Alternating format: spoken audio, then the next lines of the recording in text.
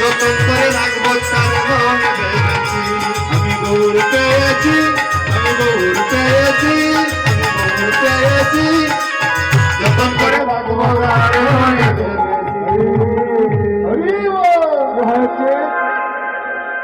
বাসুদেব দত্তের স্ত্রী আজ গৌরকে পেয়েছে। গৌরকে পেতে না পেতে দেখেন কতটুকু বাৎসল্য পেতে, কতটুকু ভিতরে ভক্তি। আমাদের কি এমন হবে? আমাদের সবার ঘরে তো ওই রকম বিগ্রহ, শত শত লক্ষ লক্ষ কোটি কোটি বিগ্রহ আছে সনাতনীদের গৃহে, আছে না? ওই রকম কি কেউ অনুভব করেছি? ওই নীলময় দেখে যে চিন্ময়ের প্রকাশ ঘটে, কত কোটি কোটি টাকা খরচ করে পূজা করি, মাটি দিয়ে মূর্তি বানিয়ে।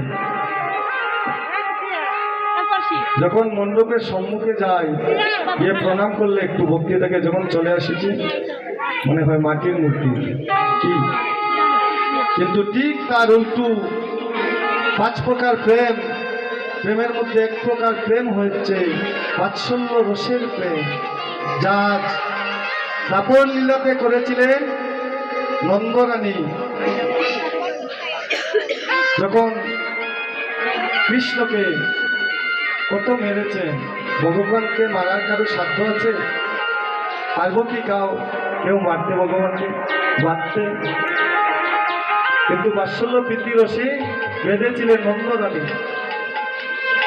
ঠিক তদ্রূপ দাপর লীলা শেষে আগত কলির যুগে এমন অবস্থায় পরম শুদ্ধ ভক্ত বৈষ্ণব